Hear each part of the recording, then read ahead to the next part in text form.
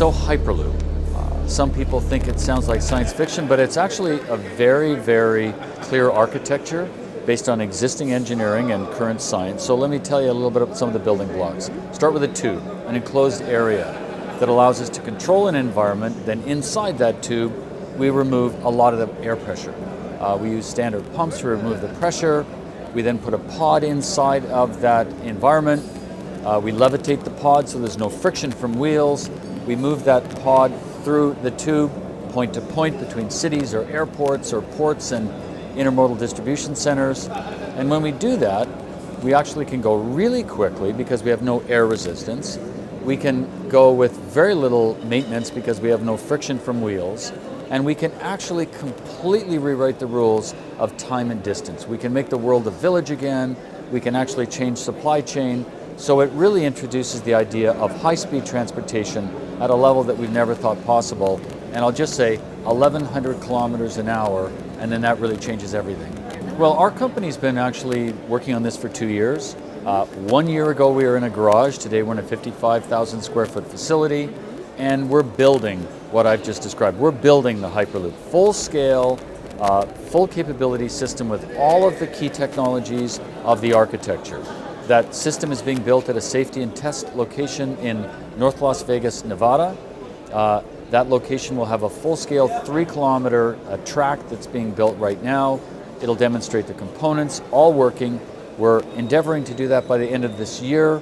We call that our Kitty Hawk moment when the Hyperloop first takes flight, and I'm absolutely convinced the world will be watching. The first passenger on the Hyperloop may be a freight container. And we think it's going to make some sense as we introduce this technology, especially to regulators and to those that need to certify technologies, as we fully realize that maybe starting with freight makes sense. There's a lot of challenges that we all face today, especially with congestion in our cities and freeways, with containers on trucks. So we think if we can solve that problem first, and we've got some projects that we're studying around the world right now, demonstrate to regulators the safety, capability, and certification requirements that we can meet, then I think it makes sense to carry passengers after that. But to kind of put this into perspective, we expect to start construction of the first production Hyperloop systems in 2017 and 2018.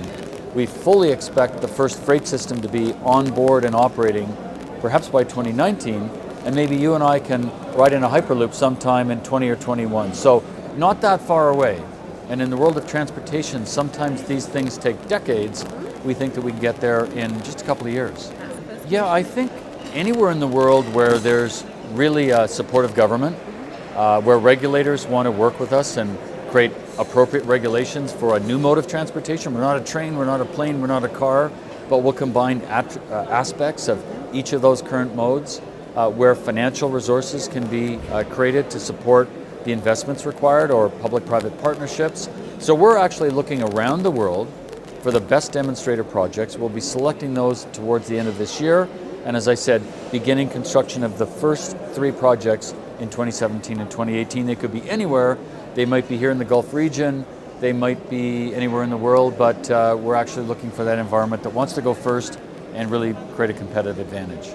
Yeah, our company was founded by 2 amazing people. Brogan Van Brogan, who was employee number 25 at SpaceX. He was part of the team that took a rocket to connect to the manned space station.